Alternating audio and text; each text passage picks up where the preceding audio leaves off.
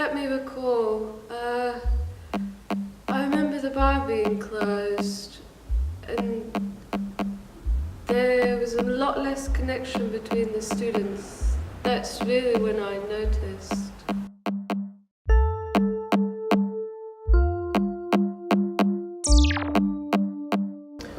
Me and my colleague Roger Ackling, we were the first to be served a drink in the New Chelsea bar after we moved to Millbank in 2004.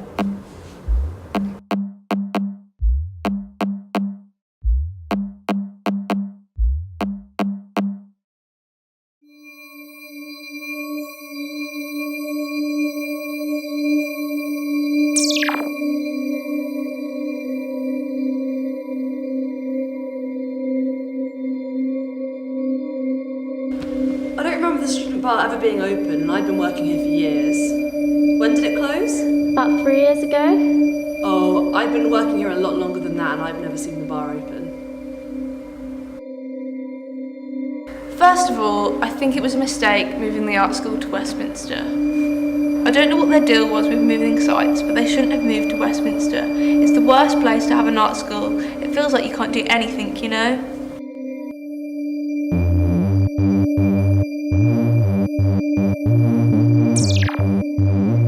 We drank a lot of the cheapest lager and danced. There was always quite loud music.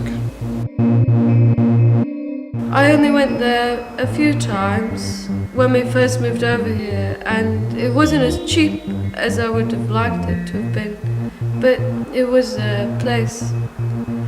I remember having often conversations with students at the end of the day. Then, for some reason, I stopped going there, and it became a place that I felt unfamiliar with and was only aware of because of the connections between the students. If I'm honest, if my recollection is correct, but I do come from a generation where the student bar drinks used to be extraordinarily cheap. We're talking 50p or a pound.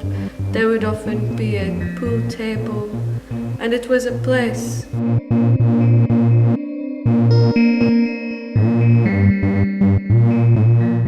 All the students hanging out, like students hosting and putting on events.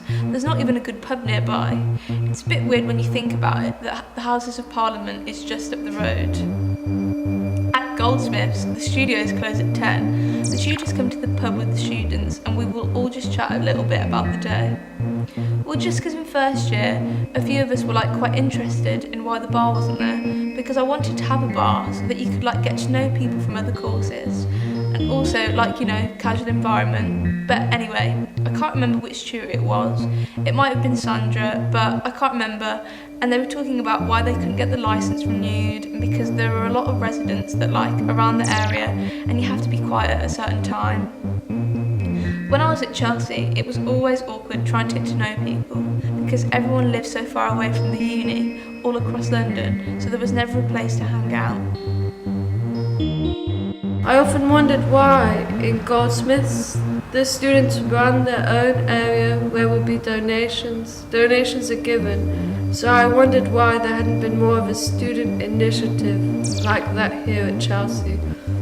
Because, again, when I've been to lectures at Goldsmiths, it's very good to have a place afterwards to go and just to continue a conversation that you may be cut short. For a fundraiser bet, a group of staff, myself, Dave Beach, Jill Addison, Amanda Faulkner, etc., were forced to sing a karaoke chorus of God Save the Queen, the Sex Pistols version there. The student union were unhappy that they couldn't raise the same income generated by the LCC or CSM bars, and then they forgot to renew the licence one year, and it was claimed that it was prohibitively expensive to apply for a new one. When I was temporary course leader, I encouraged students to campaign, led the course committees for its reinstatement, but achieved no success.